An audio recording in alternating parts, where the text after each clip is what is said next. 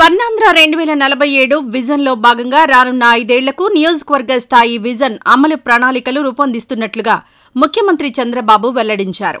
శాసనసభలో విజన్ ప్లాన్ను power point presentation ద్వారా సభ్యులకు వివరిస్తూ ఆయన మాట్లాడారు. మన రాష్ట్రం ప్రస్తుతం ఏ దశలో ఉంది, భవిష్యత్తులో ఎంత అభివృద్ధి జరగాలనే లక్ష్యాలను స్వర్ణాంధ్ర 2047లో నిర్దేశించాం. జిల్లాలు, నియోజకవర్గాల వారీగా అక్కడి పరిస్థితులకు అనుగుణంగా కొంత వ్యత్యాసం ఉంటుంది. కానీ రాష్ట్ర స్థాయిలో విజన్ ప్లాన్ లక్ష్యాలు చేరుకోవాలని ఆకాంక్షించారు. ఒకప్పుడు యూదు జాతి గొప్ప జాతిగా ఉండేదని, 2047 నాటికి ఆ స్థానంలో తెలుగు జాతి ఉంటుందని ఆకాంక్షించారు. ఇప్పటికే కుప్పం, పిఠాపురం, మంగళగిరి, ఉరవకొండ నియోజకవర్గాలకు విజన్ ప్రణాళికలు తయారయ్యాయని తెలిపారు. ఇకపై ప్రతి నియోజకవర్గానికి అక్కడి అవసరాలు, భౌగోళిక, సామాజిక అంశాల ఆధారంగా ప్లాన్ తయారు చేస్తాం. నియోజకవర్గ పర్యవేక్షణకు నియోజకవర్గ ఎమ్మెల్యే చైర్మన్గా ఉంటారు.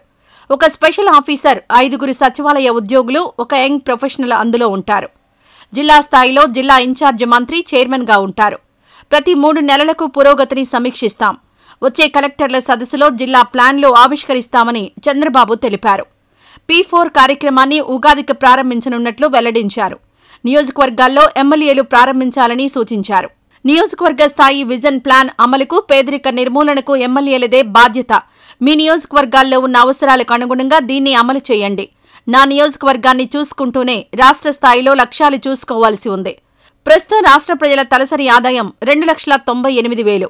అది వచ్చే ఏడాదికి 3,47,871.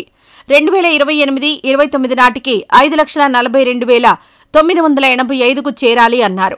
2047 నాటికి అది 54,60,748 కావడం మన లక్ష్యమన్నారు. ప్రస్తుతం రాష్ట్ర జీఎస్డీపీ 15.93 లక్షలు ఉండగా 2047 నాటికి 308 లక్షల కోట్లు కావాలి. ఇకపై వృద్ధి రేటు 15% కావాలి. 2014 నుంచి 19 మధ్య వృద్ధి రేటు 13.5%గా ఉంది. అది 15% పెరగాలి. అయితే రానున్న ఆర్థిక సంవత్సరంలో 17% వృద్ధి రేటు అవసరమన్నారు. చాలా మంది ఇవి సాధ్యమా అనుకుంటారు, కానీ అసాధ్యమైన లక్ష్యాలతోనే ముందుకు సాగాలి. ప్రస్తుతం రాష్ట్ర జనాభా 5.3 కోట్లుగా ఉంది.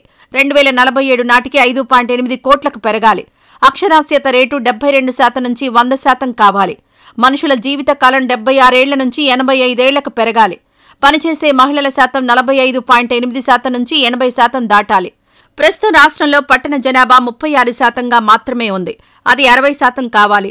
నిరుద్యోగిత రేటు 4.1% నుంచి 2 లోపునకు చేరాలి. ఇక ఎగుమతుల విలువ 168 లక్షల కోట్ల నుంచి 3,912 లక్షల కోట్లకు పెరగాలి అని సూచించారు. స్వర్ణాంధ్ర 2047 లక్ష్య సాధనకు 10 సూత్రాలు ప్రతిపాదిస్తున్నాం. పేదరిక రహిత రాష్ట్రం, జనాభా నిర్వహణ, నైపుణ్య శిక్షణ, ఉపాధి, నీటి భద్రత, వ్యవసాయంలో టెక్నాలజీ తదితర అంశాలు ఇందులో ప్రధానంగా ఉన్నాయి.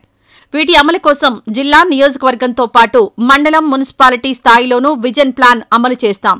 అనంతరం పంచాయతీలు, వార్డులకు స్థానికంగా ప్లాన్లు రూపొందించుకుంటారు. వచ్చే 5 ఏళ్లలో ప్రతి కుటుంబానికి సొంత ఇల్లు ఉండడం లక్ష్యం. పట్టణాల్లో 2 సెంట్లు, గ్రామాల్లో 3 సెంట్లు ఇస్తాం. ఒకప్పుడు ఒక కుటుంబంలో 5 సభ్యులు దాటితే రేషన్ బియ్యం 5కి ఇచ్చేవారు. కానీ ఇప్పుడు జనాభా పెరగాల్సిన అవసరం ఉంది. అందుకే కుటుంబంలో ఎంతమంది ఉన్నా పరిమితి లేకుండా బియ్యం ఇస్తాం. అలాగే ఎక్కువ మంది సభ్యులుండే కుటుంబాలకు ప్రత్యేక సదుపాయాలు కల్పించాలని ఆలోచన చేస్తున్నామని చంద్రబాబు పేర్కొన్నారు.